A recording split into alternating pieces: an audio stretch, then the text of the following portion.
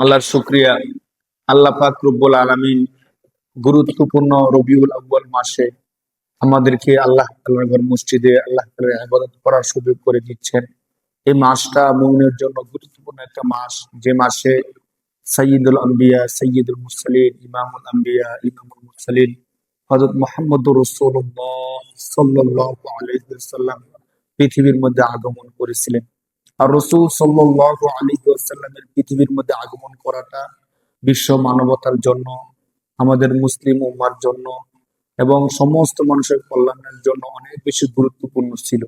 যার কারণে স্বয়ং আল্লাহ পাক রব্বুল আলামিন পবিত্র কোরআন শরীফের মধ্যে স্পষ্ট করে বলে দিয়েছেন যে নবী, ওমা আরসালনাকা ইল্লা রাহমাতাল লিল আলামিন, যে নবী, আমি আপনাকে পৃথিবীর মধ্যে প্রেরণ করেছি সারা বিশ্বের জন্য রহমত স্বরূপ করে।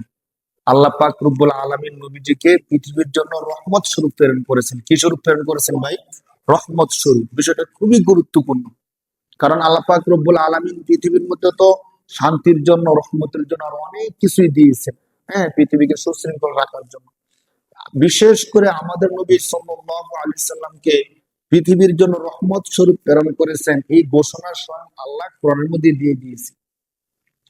আল্লাহ পাক রব্বুল আলামিন পৃথিবীর এমন এক সন্ধিক্ষণে, সংকটপূর্ণ সময়ে আমাদের নবী মুহাম্মদ সাল্লাল্লাহু আলাইহি সাল্লামকে পৃথিবীর মধ্যে প্রেরণ করেছেন, যখন পৃথিবীর মধ্যে শয়তানের রাজত্ব চলতেছিল। পৃথিবীর মধ্যে কার রাজত্ব চলতেছে ভাই? শয়তানের রাজত্ব চলতেছিল। সত্যিকার অর্থে শয়তান এই পৃথিবীর মধ্যে রাজত্ব কিভাবে শুরু করছে? আল্লাহ পাক রব্বুল আলামিন যুগে যুগে নবীদেরকে প্রেরণ করতেন শয়তানের রাজত্বকে ধ্বংস করার জন্য, শয়তানের চক্রান্তকে নষ্ট করে দেওয়ার জন্য। হযরত আদম আলাইহিস সালাম যখন পৃথিবীর মধ্যে আসেন, শয়তানও ঠিক পৃথিবীর মধ্যে আসেন। আদম আলাইহিস সালাম মানুষকে আল্লাহর দিকে দাওয়াত দেন, আর শয়তান মানুষকে আল্লাহ তাআলার বিরোধিতা করার জন্য দাওয়াত দেন। আল্লাহ পাক রব্বুল আলামিন যা করতে বলছেন ওই বিষয়গুলোর আদেশ করেন আদম আলাইহিস সালাম, আর আল্লাহ তাআলার আদেশ না মানার জন্য আদেশ করে শয়তান। এইভাবে ধারাবাহিকভাবে পৃথিবীর মধ্যে চলতে থাকে।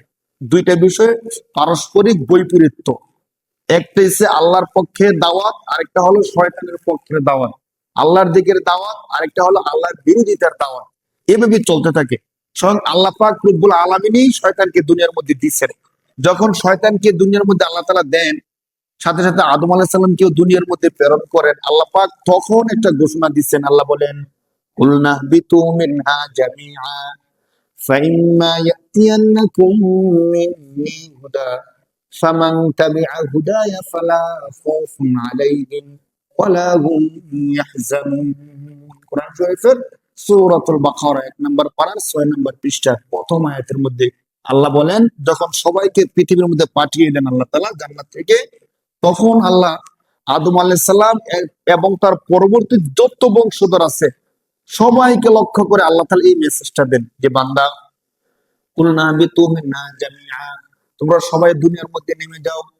নেমে যাওয়ার পরে পৃথিবীর মধ্যে নতুন একটা অঞ্চল, কিভাবে তোমরা চলাফেরা করবা কোনো কিছুই জানো না। পৃথিবীর মধ্যে আমরা যখন আসছিলাম আমরা কোনো কিছুই চিনি না, জানি না, বুঝি না। আদম আলাইহিস সালামের সময়কার থেকে নিয়ে তখনকার পর্যন্ত এখনো কিভাবে চললে ভালো হবে, কিভাবে চললে খারাপ হবে, আমরা অনেক কিছু বুঝতে পারি না। তো আল্লাহ পাক রব্বুল আলামিন আমাদেরকে সঠিক পথে রাখার জন্য আল্লাহ বলতেছেন, ফাইম্মা ইয়াতিয়ান্নাকুম মিন্নি হুদা, হেদায়েত, গাইডলাইন। আল্লাহ বলেন যে আমি আল্লাহর পক্ষ থেকে তোমাদের কাছে গাইডলাইন আসবে। ফামান তাবিআ হুদায়া ফালা খাউফুন আলাইহিম ওয়ালা হুম ইয়াহজানুন, তোমাদের মধ্য থেকে যে এই গাইডলাইন, এই হেদায়েতের অনুসরণ করবে, তার দুনিয়াতে কোনো চিন্তা নাই, আখিরাতেও তার কোনো ভয় নেই। বলেন সুবহানাল্লাহ। চিন্তা করেন, তাহলে এখানে আল্লাহ পাক রব্বুল আলামিন বলার সময় অপশন দিয়ে দিয়েছেন যে আমি গাইডলাইন দিব, যে মানবে সে সফল কাম, যে মানবে না সে বিফল হয়ে যাবে। আল্লাহ এই কথা বলেন নাই যে আমি গাইডলাইন দিব, এই গাইডলাইন মানতে সবাই বাধ্য, যদি মানো তাহলে আমি রিজিক দিব, যদি না মানো আমি রিজিক বন্ধ করে দিব, এমন কথা বলছেন? আল্লাহ যদি এই কথা বলতেন, মানতে আমরা বাধ্য ছিলাম। কারণ যে নবীজিকে মানবে, যে আল্লাহকে মানবে সে খাবার পাবে, যে মানবে না সে খাবার পাবে না। একদম সহজ, যদি আল্লাহ এমন করে দিতেন। আল্লাহ এমন করেন নাই। কেন? আল্লাহ বলেন, ফারিকুম ফিল জান্নাতি ওয়া ফারিকুম ফিস সাঈর, আমি আল্লাহ দুইটা রাস্তা রাখছি। আল্লাহ কয়টা রাস্তা রাখছেন? দুইটা। একটা হলো জান্নাতের রাস্তা, আর একটা হলো জাহান্নামের রাস্তা। এই দুইটা রাস্তা রেখা আল্লাহ পাক রব্বুল আলামিন আমাদেরকে ভালো এবং মন্দ বুঝার মতো একটা ব্রেন আমাদেরকে দিয়ে দিচ্ছেন। এই ব্রেন দেওয়ার পরে আল্লাহ পাক বললেন, এই ব্রেন দিয়ে যে ব্যক্তি ভালো বুঝে ভালো কাজ করবে তার জন্য হবে জান্নাত। আর যে ব্যক্তি ব্রেন থাকার পরও ভালো কাজ করবে না, মন্দ কাজ করবে, তার জন্য হবে জাহান্নাম। এই জন্য আল্লাহ পাক রব্বুল আলামিন বাধ্য করে নাই। যেমন দেখেন, আল্লাহ পাক রব্বুল আলামিনের যত সৃষ্টি, আমরা এই সমস্ত প্রায় সৃষ্টির তিনটা ভাগে ভাগ করছিলাম। একটা সৃষ্টি হলো মানুষ, আরেকটা হলো জিন, আরেকটা হলো ফেরেশতা, যারা বুঝে, যাদেরকে আল্লাহ পাক রব্বুল আলামিন বুঝ শক্তি দিচ্ছেন। তো এই তিন সৃষ্টির মধ্যে আল্লাহর একটা গুরুত্বপূর্ণ সৃষ্টি হলো ফেরেশতা, যাদেরকে আল্লাহ বুঝার মতো সমস্ত ক্ষমতা দিয়েছেন। কিন্তু ক্ষমতা দিলেও তারা কি করবে না করবে এই বিষয়টা নির্ধারণ করেন আল্লাহ। কে নির্ধারণ করেন? আল্লাহ বলেন ফেরেশতারা কেমন, লা ইয়াসুনাল্লাহা মা আমারহুম ওয়া ইয়াফআলুনা মা ইউমারুন। শোনো, আমি ফেরেশতা যাদেরকে সৃষ্টি করছি, তারা যতই বুঝুক, যতই জানুক, তাদের জ্ঞান যত বেশি হোক, তারা ওই কাজটাই করতে পারবে যে কাজটা আমি আল্লাহ বলি। আমি আল্লাহ বলা ছাড়া তারা কোন কাজ করতে পারবে না। লা ইয়াসুনাল্লাহ, আল্লাহর অবাধ্যতা তারা কখনো করতেই পারবে না। সহজ কথায়। তো আল্লাহ তো চাইলে মানুষকে এমন করতে পারতেন, ঠিক না বলেন? ফেরেশতাদেরকে যেমন বাধ্য করে দিয়েছেন যে আমায় কি মানতে হবে, ঠিক মানুষকে কিন্তু আল্লাহ তাআলা বাধ্য করে দিতে পারতেন। বাধ্য করে আল্লাহ তাআলা দেন নাই। কেন? আল্লাহ যেহেতু পুরস্কার স্বরূপ জান্নাত আর শাস্তি স্বরূপ জাহান্নাম রাখছেন, এই জন্য আল্লাহ তাআলা আমাদেরকে স্বাধীন চিন্তা চেতনার অধিকারী বানাই দিচ্ছেন, যে তোমাদেরকে আমি স্বাধীন বানাই দিলাম। বাকি যে নাকি আমার বিধান মানবা তার জন্য আছে পুরস্কার জান্নাত, যে আমার বিধান মানবা না তার জন্য শাস্তি জাহান্নাম। তার জন্য শাস্তি কি? জাহান্নাম। এবার তুমি ঠিক করো, তুমি কি আমার বিধান মেনে জান্নাতে যাইবা, নাকি আমার বিরুদ্ধে গিয়ে তুমি জাহান্নামে যাইবা? তুমি ঠিক করো। কিভাবে ঠিক করব? আরেক আয়াতের মধ্যে আল্লাহ বলতেছেন, ওয়ালাকাদ যারানা লিজাহান্নামা কাসীরাম মিনাল জিন্নি ওয়াল ইনস। আল্লাহ বলেন যে মানুষ এবং জিন থেকে অনেক মানুষ যাদেরকে আমি সৃষ্টি করছি, তারা যাবে জাহান্নামে। তারা কোথায় যাবে? জাহান্নামে। আল্লাহ বলতেছেন আমি সৃষ্টি করছি, কিন্তু তারা যাবে জাহান্নামে। আল্লাহ, তারা জাহান্নামে কেন যাবে? আপনি কি ইচ্ছে করে তাদেরকে জাহান্নামে ফালাই দিবেন? যদি আল্লাহ ইচ্ছা করে জাহান্নামে ফালাই দেয়, তো আমাদের আর কোন ক্ষমতা আছে বলেন? তাহলে আল্লাহ যা ইচ্ছা তা করতে পারে। ধরেন এক সময় গোলাম দাসী ক্রয় বিক্রয়ের সুযোগ ছিল। গোলাম দাসী কিন্তু মানুষ না, তাদেরকে ক্রয় করার, আমাদের এখন মার্কেটে যেমন গরু ছাগল ক্রয় বিক্রয় হয়, এক সময় বাজারের মধ্যে মানুষ কি হইতো? ক্রয় বিক্রয় হইতো। তারা মানুষ ছিল, গোলামবাদী নাম দেওয়া হইতো। এখন মালিক ক্রয় করে আনার পরে তাকে কিন্তু যা ইচ্ছা তা করতে পারতো, যা ইচ্ছা তা করতে পারতো। তো এখন আল্লাহ তাআলা তো আমাদেরকে সৃষ্টি করছেন, বানাইছেন। আল্লাহ চাইলে আমাদেরকে জাহান্নামে দিতে পারেন, চাইলে আবার জান্নাতেও দিতে পারেন। তো এখন কি আল্লাহ নিজে ইচ্ছায় আমরা ভালো কাজ করি অথবা খারাপ কাজ করি, আল্লাহ সবাইকে জাহান্নামে দিয়ে দিবে এমন না? এমন না। এমন হলে তো আমাদের কাজের কোনো ফায়দা হইল না। আল্লাহ বলতেছেন শোনো, এমন না, বরং জাহান্নামে কেন দিব শোনো। পরবর্তী আয়াতে আল্লাহ নিজে বলতেছেন, ولقد ذرأنا لجهنم كثيرا من الجن والإنس لهم قلوب لا يفقهون بها ولهم أعين لا يبصرون بها ولهم آذان لا يسمعون بها। এখানে তিনটা আয়াত, তিনটা আয়াতের মধ্যে আল্লাহ যে কথাটা বলছেন আমাদের মানব জাতির জন্য এত গুরুত্বপূর্ণ বিষয়টা, যদি আমরা কেউ হেদায়েত নিতে চাই, আমরা কেউ যদি ভালো হতে চাই, আল্লাহ পাক রব্বুল আলামিনের এই তিনটা আয়াতই একজন মানুষ সঠিক পথে চলার জন্য যথেষ্ট। দেখেন, আল্লাহ বলতেছেন কিছু মানুষ আছে, আমি আল্লাহ তাদেরকে সৃষ্টি করছি, কিন্তু তারা যাবে কোথায়? জাহান্নামে। তারা কোথায় যাবে বলেন? আল্লাহ কেন জাহান্নামে যাবে? একটা প্রশ্ন আল্লাহর কাছে। আল্লাহ তাআলা তিনটা কথা বলছেন কেন তারা জাহান্নামে যাবে। যদি এখন দেখেন, আমি বললাম যে আজকে এই রাস্তা দিয়ে যারা যারা চলবে তারা সবাই মারা পড়বে। এখন প্রশ্ন করলেন কেন মারা পড়বে? কারণ এই রাস্তার মাঝখানে ডাকাত দাঁড়ায় আছে, সন্ত্রাস দাঁড়ায় আছে, যে যাবে সেই মারা যাবে। আপনি যদি আমার এই কথাটা শুনেন, শোনার পরে আপনি মৃত্যুর হাত থেকে বাঁচতে হলে রাস্তাটা পরিবর্তন করে আরেকটা রাস্তা ধরতে হবে না বলেন? যদি আরেকটা রাস্তা ধরেন তাহলে বাঁচার সম্ভাবনা আছে না? যদি আপনি বলেন না, মরলে মরি, আমি এই রাস্তায় যাবোই যাবো, সেটা তো আপনি মরবেন, স্বাভাবিক।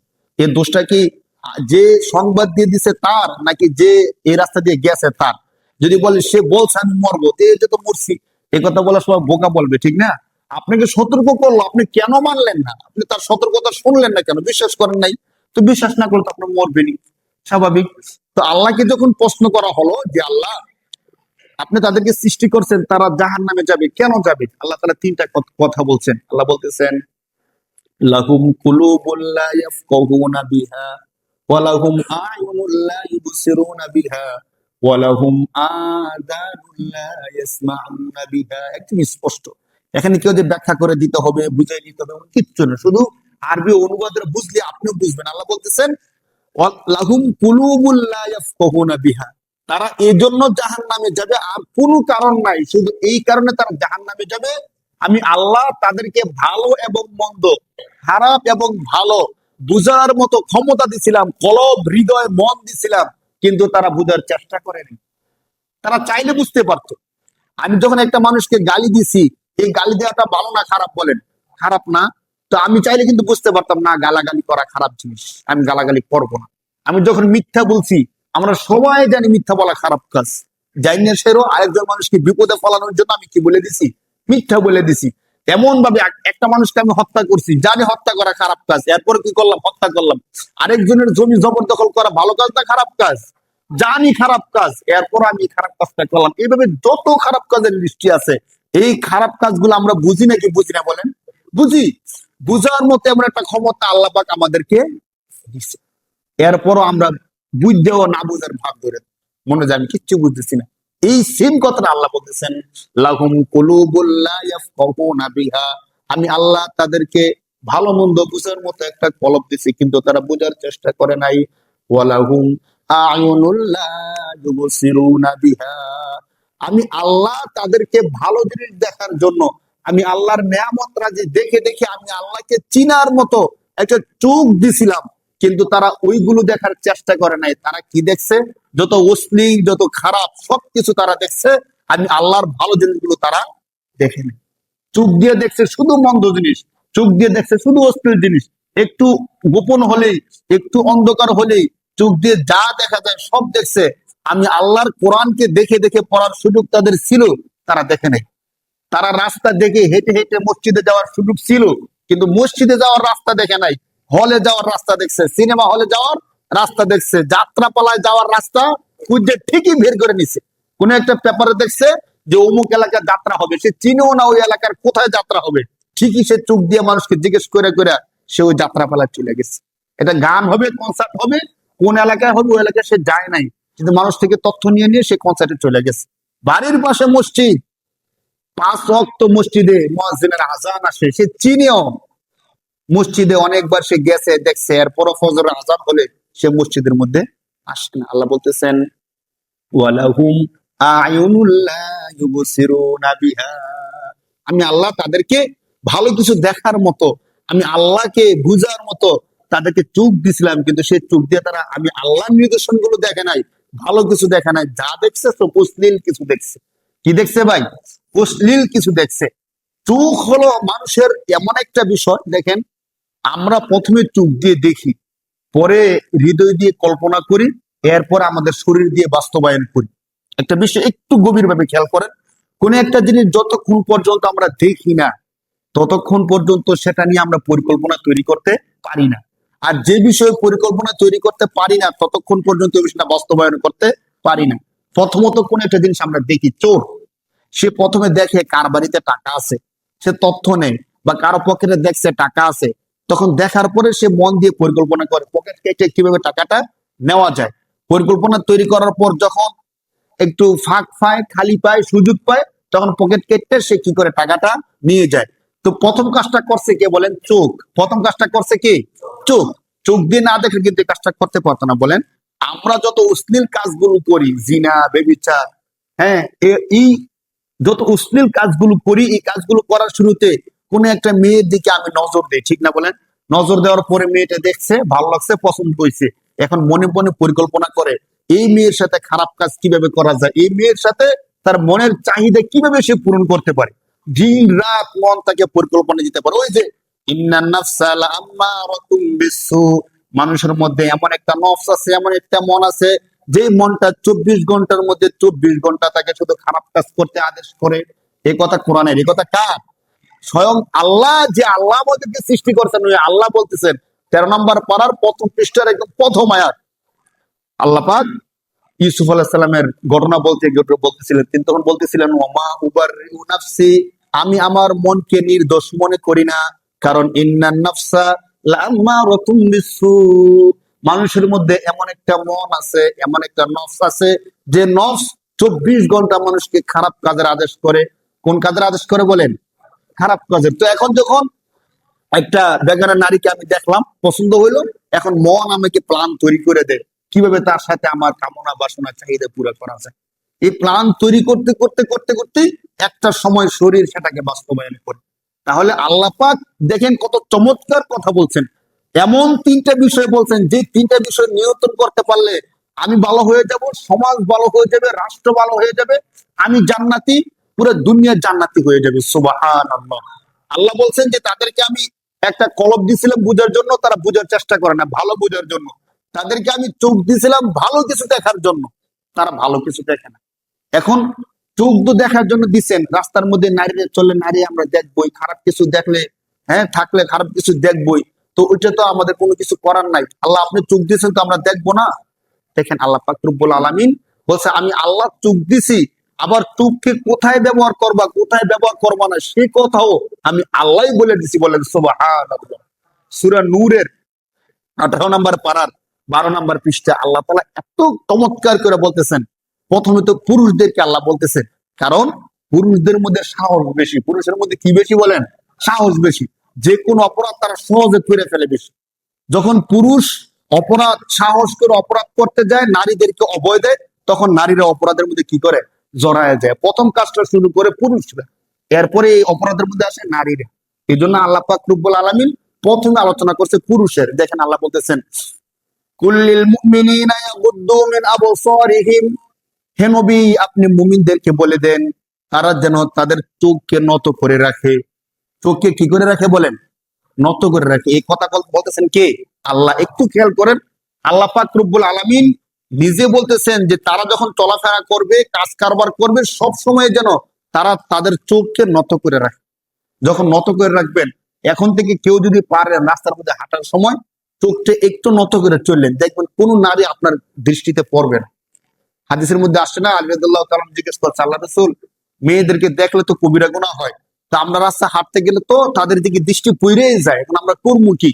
তো আল্লাহ রাসূল বলছেন, আচমকা যে দৃষ্টি পড়ে যায় ওই দৃষ্টিটা আল্লাহর পক্ষ থেকে মাফ। কিন্তু তুমি নিজে ইচ্ছা করে যেটা দেখো, একবার আচমকা দৃষ্টি পড়ার পরে আবার যখন চোখ তুলে দেখো, মেয়েটা তো সুন্দরী লাগছে, দেখি তো, ওইগুলোর ক্ষেত্রে আল্লাহ তাআলা কবিরা গুনাহ দেয়। এর আগে আল্লাহ কবিরা গুনাহ দেয় না। এখন এখান থেকে আমরা অনেকে মনে করে যে একবার দেখা তো মাফ, তো একবার দেখলে তো কোনো গুনাহ নাই, দ্বিতীয়বার দেখলে না গুনাহ। তো প্রথমবার দেখার ক্ষেত্রে ভালো করে দেখে লই, দ্বিতীয়বার আর না দেখলাম, তাহলে গুনাহ হবে কি হবে না বলেন? হবে। গুনাহ ক্ষমা আচমকা দৃষ্টি পড়ছে, সাথে সাথে আমি দৃষ্টি নামাই নিছি। আর যদি আমি দেখতেই থাকি তাহলে তো আমি অপরাধী হয়েই গেলাম না। তো আল্লাহ তাআলা প্রথমত পুরুষদেরকে বলতেছেন, পুরুষরা যারা আছো, হে নবী আপনি মুমিন পুরুষদেরকে বলেন তারা যেন তাদের চোখকে অবনত রাখে, দৃষ্টিকে নত রাখে। এখন হাসরের ময়দানে আমরা যদি গিয়ে বলি যে আল্লাহ আপনি চোখ দিছেন দেখার জন্য, তো আমরা নারীদেরকে দেখছি, অপরাধ তো আমার না, আল্লাহ আপনি চোখ দিছেন এর জন্য তো দেখছি। তখন আল্লাহ তো বলবে, আমি আল্লাহ চোখ দিছি, আমি আল্লাহই তো আবার কোরআনের মধ্যে বলে দিছি যে তোমার চোখটাকে নত করে রাখো, যাতে কারো কার দৃষ্টি না পড়ে। এরপরে পরের আয়াতে আল্লাহ মহিলাদেরকে বলতেছেন, ও কুল্লিল মুমিনাতি ইয়াগুদুদনা মিন আবসারিহিন্না, হে নবী আপনি মুমিন নারীদেরকে বলেন তারাও যেন তাদের চোখকে নামিয়ে রাখে। এখন দেখেন, পুরুষ তাদের চোখকে নামিয়ে রাখলো, কোন নারীর দিকে চোখ দিল না। নারী তাদের চোখকে নামায় রাখলো, কোন পুরুষের দিকে চোখ দিল না। শুধু এতটুকু কাজ যদি আমাদের সমাজে বাস্তবায়ন হয়, দেখবেন সমাজের অর্ধেক অপরাধ কমে যাবে। নারী গঠিত যত অপরাধ আছে সমস্ত অপরাধগুলো বন্ধ হয়ে যাবে। কারণ নারীর সাথে সম্পর্কিত সমস্ত ঘটনাগুলো, ইফটিজিং থেকে নিয়ে নারী দর্শন, এই সমস্ত কাজগুলো প্রথমে চোখ দেখে, পরবর্তীতে হৃদয় মন কল্পনা করে, পরিকল্পনা তৈরি করে, পরে শরীর সেটা বাস্তবায়ন করে।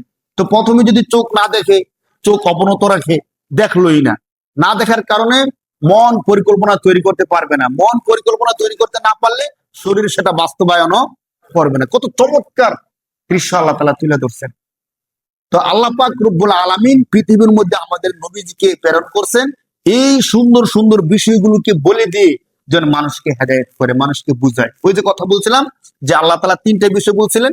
এক নাম্বার বলছেন যে সুস্থ বিবেক আমি দিছি, তারা বুঝে বুঝে চললে তারা জান্নাতে যাবে, আর তারা না বুঝার কারণে তারা জাহান্নামে যাবে। এক নাম্বার।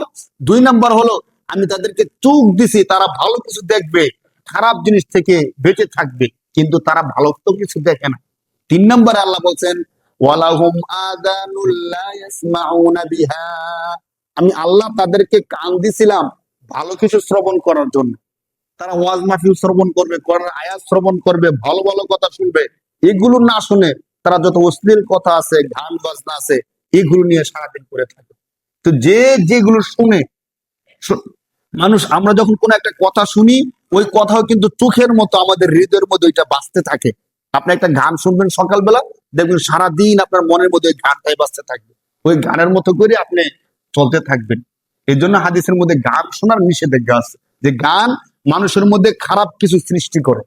আর যদি আপনি সকালবেলা কাজে যাওয়ার আগে সূরা ইয়াসিন তেলাওয়াত শুনে যান, দেখবেন আপনি যদি সূরা ইয়াসিনের অনুবাদ নাও জানেন, কিন্তু কোরআনের যে একটা নূর, কোরআনের যে একটা রহমত বরকত আপনার হৃদয়ের মধ্যে বাঁচতেই থাকবে, বাঁচতেই থাকবে সারাদিন। কোনো খারাপ কাজ করতে আপনার মনে চাইবেন। তা আমরা তো কোরআন শরীফ সূরা ইয়াসিন তেলাওয়াত করি না, অডিও ভিডিও শুনি না, যদি শুনি টিভির মধ্যে গান, নয়তো মোবাইলের মধ্যে কোন একটা ছবি, নাটক, এগুলো। যার কারণে আমার হৃদয়, আমাদের মন, দিল সবসময় খারাপের দিকে ধাবিত হয়ে থাকে। এই কাজটা করেন। একটা সময়তে এমন ছিল, কিছুদিন আগেও আমাদের দাদা দাদি নানা নানি যারা ছিল, আমরা যখন ছোট্ট ছিলাম, ফজর নামাজের পরে আমরা এলাকা দিয়ে হাঁটলে ঘরের থেকে কোরআনের আওয়াজ আসতো, ঠিক না বলেন?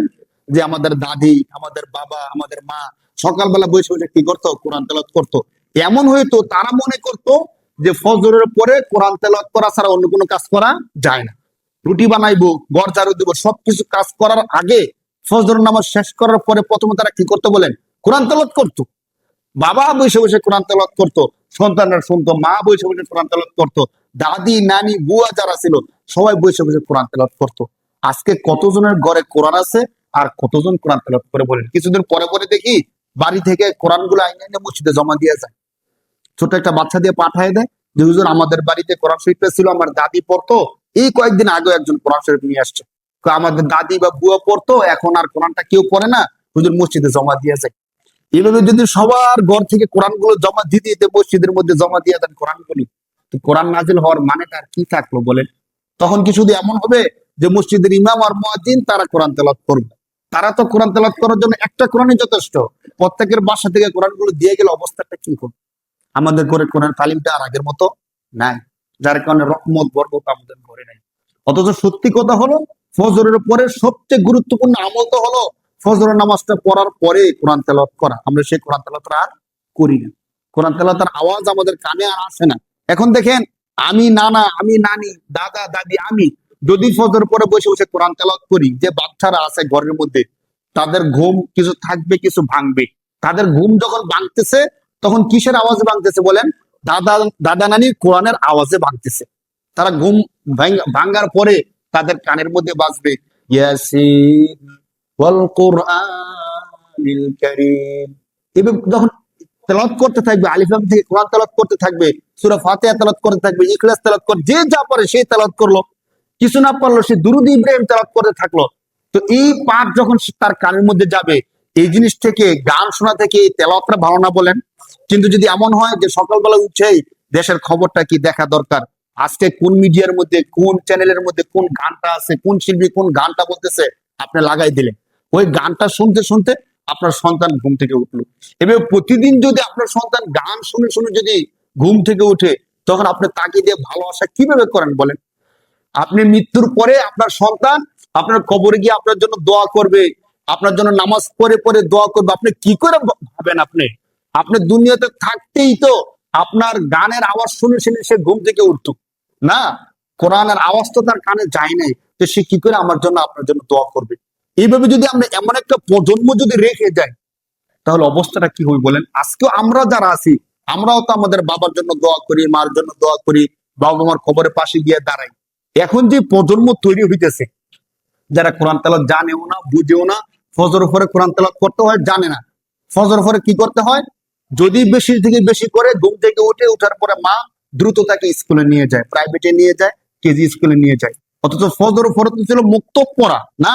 আমরা ছোটবেলা কি করছি বলেন? ফজরের পরে আমরা কিছু করি অথবা না করি, এখন তো ধরেন মনে করে যারা হুজুর হবে তারা আরবি পড়বে। অথচ মুসলমান সমাজ কিন্তু এমনটা ছিল না। হুজুর হোক অথবা না হোক, ফজরের পরে বাধ্যতামূলক আমাদের বাবা মা আমাদেরকে মসজিদে নিয়ে দিয়ে এসেছে। মানে আমাদের মার প্রথম কাজটা ছিল ফজর নামাজটা পড়তো, পড়ার পরে ঘুম থেকে উঠায় আমাদেরকে মসজিদে দিয়ে। আমরা যতই বায়না করতাম, বায়নায় কোনো কাজ হইতো না। শুধুমাত্র শুক্রবার দিন ছুটি ছিল, ওই দিন আমাদেরকে মসজিদে পাঠাইতো না।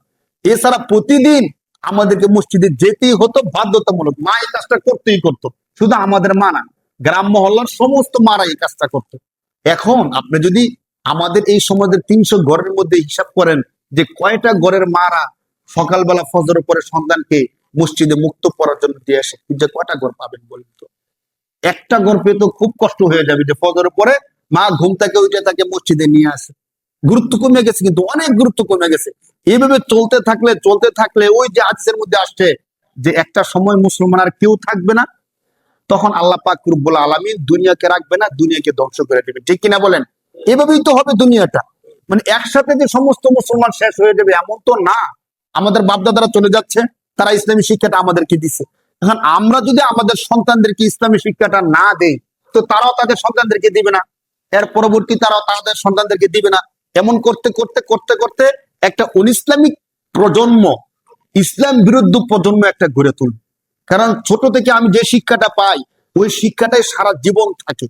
আমার আমাদেরকে ছোট্ট সময় যে শিক্ষাটা দিছে, এর প্রতি একটা ভালোবাসা, এর প্রতি একটা মমতা থাকেই থাকে, চাই সে যে কোনো শিক্ষা দীক্ষা করুক না কেন। একটা কথা বলে না মানুষ, যে আপনি সকালবেলা যে খাবারটা খাবেন, খাবারটা খাওয়ার পরে সারাদিন আপনি যত খাবারই খান না কেন, যদি আপনি ঢেকুর দেন, ওই সকালবেলার খাবারের গ্রামটাই থাকে পেটের মধ্যে। তো মানুষ ছোট্ট সময় যে শিক্ষাটা অর্জন করে, ইসলামী শিক্ষাটা, চিন্তা চেতনা আকীদাটা, সে যত শিক্ষা অর্জন করুক না কেন, ওই বিষয়টা তার মধ্যে থেকে যায়। তো আজকে আমাদের সমাজের মধ্যে ইসলামী শিক্ষাটার গুরুত্ব কমে যাওয়ার কারণে দিন দিন আমাদের থেকে শরিয়া, ইসলাম, মানুষ, মনুষ্যত্ব, মানবতা সবকিছু চলে যাচ্ছে। নয়তো মানুষের চোখের সামনে একজন আরেকজনকে কুপিয়ে হত্যা করে ফেলতেছে না বলেন? দর্শন ঘটনাগুলো অহরহ ঘটতেছে না? ছোট্ট ছোট্ট মেয়ে বাচ্চাদেরকে যৌন নির্যাতন করতেছে না? কেন করতেছে? মানুষের মধ্যে যখন মনুষ্যত্ব থাকে না, তখন মানুষ এই কাজগুলো করতে থাকে। আর মনুষ্যত্ব, মানবতা কখন চলে যায়? যখন তার মধ্যে আল্লাহ এবং আল্লাহর ভয় না থাকে, আখিরাতের ভয় না থাকে। আল্লাহর ভয়, আখিরাতের ভয় কখন থাকবে? যখন তার মধ্যে কোরআন থাকবে। তা আমাদের মধ্যে কোরআন নাই, এই শিক্ষা দীক্ষা গুলো নাই। অথচ এই শিক্ষা দীক্ষাটা আমাদের মধ্যে দেওয়ার জন্য আল্লাহ পাক রব্বুল আলামিন মানবতার মুক্তির দূত শ্রেষ্ঠ নবী মুহাম্মদ রাসূলুল্লাহ সাল্লাল্লাহু আলাইহি সাল্লামকে দুনিয়ার মধ্যে প্রেরণ করছেন। রাসূল সাল্লাল্লাহু আলাইহি সাল্লাম দুনিয়ার মধ্যে আসলেন, তখন জাহিলিয়াতের জমানা, অন্ধকার জমানা। অন্ধকার, এই যে আমরা বলি জাহিলিয়াতের জমানা, অন্ধকার জমানা, এর মানে কি তখন সূর্যের আলো ছিল নাকি ছিল না? তখনকার সময় কি সূর্যের আলো ছিল না, শুধু অন্ধকার, রাতের অন্ধকার ছিল? রাতের অন্ধকার, দিনের অন্ধকার না, বরং কিসের অন্ধকার? জাহিলিয়াতের, মূর্খতার, বর্বরতার, মানুষের মধ্যে মনুষ্যত্ব না থাকার অন্ধকার ছিল। দিনের আলো, চাঁদ ঠিকই ছিল, সূর্য ঠিকই ছিল, মানুষের মধ্যে মানুষ ঠিকই ছিল, আমাদের এখন যেমন তেমনই ছিল, শুধু মানুষের মধ্যে মধ্যে মনুষ্যত্ব আর মানবতাটা ছিল না। আল্লাহ পাক মানুষকে এই মানবতার শিক্ষা দেওয়ার জন্য, আল্লাহকে চিনানোর জন্য নবীকে দিলেন। রাসূল সাল্লাল্লাহু আলাইহি সাল্লাম পৃথিবীর মধ্যে আসলেন। আপনারা রাসূল সাল্লাল্লাহু আলাইহি সাল্লামের ইতিহাস জানেন, প্রায় আমরা শুনছি।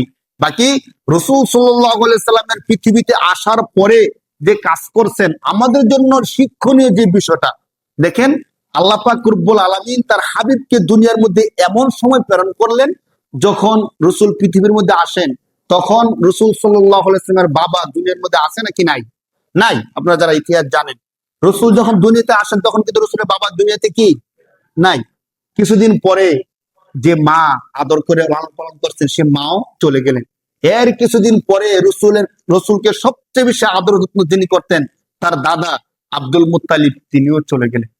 তো এইভাবে রসুল সাল্লাল্লাহু আলাইহি সাল্লাম এতিমই রয়ে গেলেন। প্রথম এতিম হয়ে গেলেন, বাবা নাই।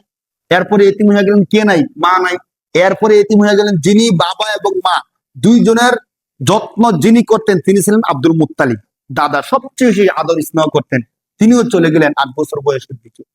এইভাবে রাসূল সাল্লাল্লাহু আলাইহি সাল্লামকে এতিম করে দিয়ে আল্লাহ পাক রব্বুল আলামিন মানুষকে এই মেসেজ দিচ্ছেন যে দেখো, মানুষ যেন এমন না মনে করে যে সমাজ সংগঠনমূলক কাজ করতে গেলে, সেবামূলক কাজ করতে গেলে পরিবার দরকার হয়, বাবা মার দরকার হয়, বাবা মা না থাকলে, সাপোর্ট না থাকলে ভালো কাজ করা যায় না। মানুষজন এমনটা মনে না করে, মানুষজন এমন মনে করে যে আমার নবীর কিচ্ছু ছিল না, এরপর রসুল ভেঙে পড়ে নাই।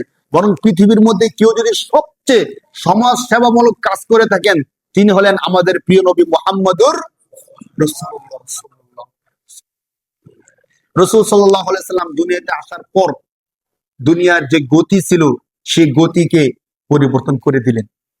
আপনারা যদি ইতিহাস জেনে থাকেন যে রাসূল সাল্লাল্লাহু আলাইহি সাল্লামের সময়ে মানুষ যতটা বর্বর ছিল, জালেম ছিল, যত রকমের জুলুম মানুষ করত, আল্লাহ রাসূল সাল্লাল্লাহু আলাইহি সাল্লাম যখন ওহীর হেদায়েতের আলো মানুষের মধ্যে দিলেন, মানুষ কোরআনের আলো পেয়ে সমস্ত জাহিলিয়াতকে ভুলে গেল।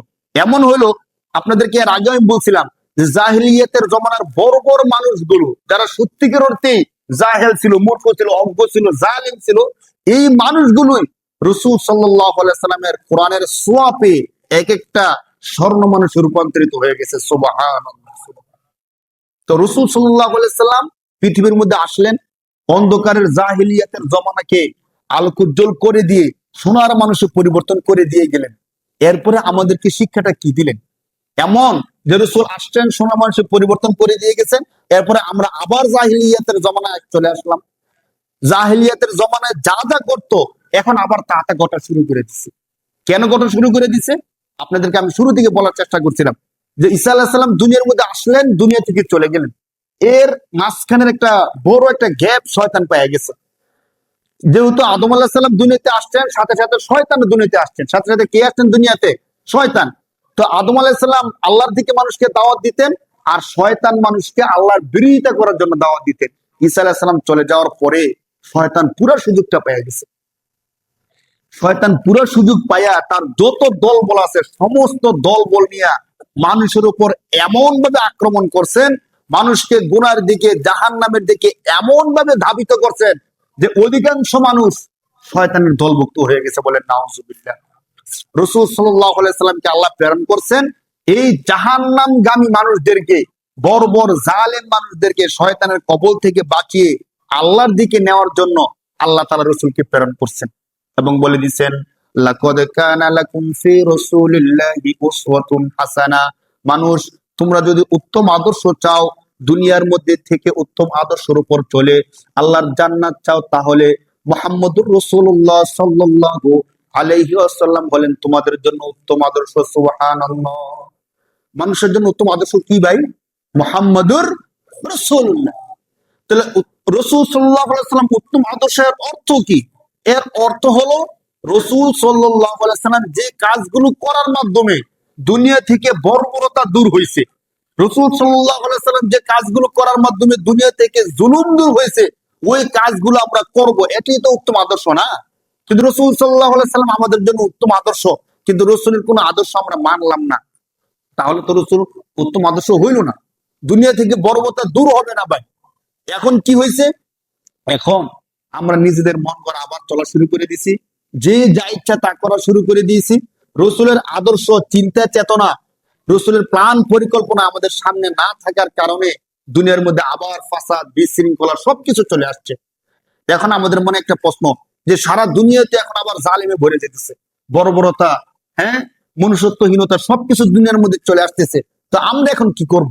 আমাদের এখন করণীয় হলো, যদি মনে করেন পৃথিবীর সমস্ত মানুষ খারাপ হয়ে জাহান্নামে চলে যায়, তো আমার কি উচিত আমিও খারাপ হয়ে জাহান্নামে চলে যাওয়া? এটা কি আমার উচিত? আপনারা কি মনে করেন? যেহেতু সব মানুষ খারাপ, সব মানুষ জালেম হয়ে গেছে, সবাই সুদ খাইতেছে, ঘুষ খাইতেছে, সবাই এখন চাঁদাবাজি করতেছে, সবাই এখন মারামারি করতেছে, যে যা পারতেছে দখল করে নিতেছে, যে যত টাকা পারতেছে লুট কইরা বিদেশে গিয়ে বাড়ি বানাইতেছে, এখন আমার কি উচিত না? আমি যদি না করি তো আমি তো পিছিয়ে গেলাম না? আমার এক বন্ধু সুযোগ পাইয়া, ক্ষমতা পাইয়া টাকা পয়সা বানায় বিদেশ বাড়ি বানাইছে, আমি যদি কিছু না করি আমি তো হুজুর 150 একটা বাড়ি বানাইতে পারবো না। তো সবাই যেহেতু করতেছে, এই জন্য আমারও কি করা উচিত নাকি বলেন? আমার কি করা উচিত না? বরং আমি যদি মনে করি সবাই খারাপ হয়ে যায় কিন্তু আমি খারাপ হব না, একটু চিন্তা করি আমরা, যদি আমরা এমনটা মনে করি সবাই জুলুম করুক আমি জুলুম করব না, সবাই মিথ্যা বলুক আমি মিথ্যা বলবো না, সবাই গুনার কাজ করুক আমি গুনার কাজ করব না, প্রত্যেক পার্সোনালি যদি আমরা এই চিন্তাটা করি, তাহলে জগৎটা ভালো হয়ে যাবে না বলুন? এই জন্য তো মুরব্বী একটা কথা বলেন যে নিজে ভালো তো জগৎ ভালো। আপনি সবার ভালো হওয়ার চিন্তা করেন কেন? আমাদের ভিতরে আছে না সবচেয়ে বেশি চিন্তা হয় অমুকে খারাপ কেন, অমুকিতে নেতা হয়ে সেটা খারাপ কাজ করতেছে, অমুকিতেই খারাপ কাজ করতেছে, অমুকিতে সুদ খায়, অমুকিতে ঘুষ খায়, অমুকে সিগারেট খায়। আমরা সব সময় শুধু অমুকের দিকে আঙ্গুলটা তুলে রাখছি, একবারও নিজের দিকে আঙ্গুলটা আনি না যে আমি কি করি। যদি প্রত্যেকে পার্সোনালি চিন্তা করতাম যে আমি কি করি, সারাদিনে লিস্টি করি যে আমার মধ্যে খারাপ কাজ কি কি আছে, লিস্টি করার পরে এই খারাপ কাজগুলো প্রথমে আমি ছেড়ে দিই, এরপরে আমার পরিবারের মধ্যে কেউ করে কিনা তাদেরকে ছেড়ে দেওয়ার জন্য উৎসাহ করি, এরপরে আমার মহল্লার মধ্যে কেউ করে কিনা তাদেরকে বোঝানোর চেষ্টা করি। যদি প্রত্যেকে পার্সোনালি আমরা এইভাবে চিন্তা করতাম, আমাদের সমাজটা সোনার সমাজ হয়ে যেত না বলেন? কত সুন্দর একটা সমাজ হয়ে যেত। এখন সমাজটা সুন্দর সমাজ হোক অথবা না হোক, আমার সমাজের সবাই গুনার কাজ করলে হাসরের ময়দানে আল্লাহর সামনে দাঁড়ায় আমি যদি বলি যে আল্লাহ আমার সমাজের সবাই খারাপ কাজ করছে, এজন্য আমিও খারাপ কাজ করছি, ক্ষমা পাওয়ার আশা আছে? আল্লাহকে আমাকে ছাড়িয়ে দিব? যেহেতু সবাই খারাপ কাজ করছে তো তুমি তো খারাপ কাজ করা ছাড়া উপায় নেই, থাক তাদের ফান্দে করে তুমিও খারাপ কাজ করছো, তোমার ক্ষমা করে দিলাম, এমন আশা আছে বলেন? আশা আছে নাই? আরো বলবে যে তুমি কেন তাদেরকে বাধা দিলে না? না, তো সবাই খারাপ কাজ করতো, তুমি ভালো কাজ করতো অন্তত, তো তুমি একটা সমাজের মধ্যে একটা মানুষ ভালো থাকতো না। এই জন্য আমরা যেন ভাই শয়তানকে সুযোগ না দিই। অনেক সময় আমরা গুনাহটা কেন করি জানেন? বিশ্বাস করেন, অনেক সময় গুনাহটা এই জন্য করি যে সবাই তো করতেছে, সমাজের মধ্যে সবাই খারাপ কাজ করে, যে আমি আর ভালো থেকে লাভ কি? ধরেন কোন অফিসের মধ্যে ঘুষ খাইতেছে কর্মকর্তারা, তো আপনি ছোট্ট কর্মকর্তারে ধরলেন, হ্যাঁ, যে আপনি ঘুষ খান কেন? বলবে শুধু আমি একা খাই না তো, উপরে থেকে নিয়ে যারা আছে সবাই খায়, তো তারা 5 লাখ 6 লাখ 50,000 20,000 করে খায়, আমি তো 500 200 300 খাই। পাসপোর্ট অফিসে গিয়ে যদি বলেন যে এই কাজটা করে দিতে আপনাকে 100 টাকা দিতে হবে কেন? তো উপরে গেলে আপনাকে আর বেশি দিতে হবে। তো সবাই যেহেতু খায় তো আমিও খাই, কিন্তু খারাপ কোনো কিছু না, বলেন নাউজুবিল্লাহ। যে জিনিসটা খারাপ সেটা খারাপ খারাপই, ময়লা সেটা অল্প যেমন খারাপ, বেশিটাও কি খারাপ, আর যেটা ভালো সেটা তো ভালোই। এই জন্য আমরা যেন আমাদের বিবেককে বুঝাই ভাই, দিন শেষে আল্লাহর সামনে জবাবদিহি আমারটা করতে হবে, আমাকে, আমারটা কাকে করতে হবে ভাই? আমাকে। কোরআন শরীফে কত চমৎকার করে আল্লাহ বলতেছে দেখেন, সূরা তাহরিমের মধ্যে আল্লাহ বলতেছেন ইয়া আইয়ুহাল্লাযীনা আমানু কু আনফুসাকুম ওয়া আহলিকুম নার। আজকের পুরো বয়ানের মধ্যে শুধু আয়াতের মেসেজটা নিয়ে যান, আর কিছু লাগবে না। সূরা তাহরিমের প্রথম পৃষ্ঠার শেষ আয়াতের মধ্যে আল্লাহ বলতেছেন যে মানুষ, আমি সবাইকে বলতেছি না, আমি শুধু তোমাকে বলতেছি। এ কথা বলতেছেন কে?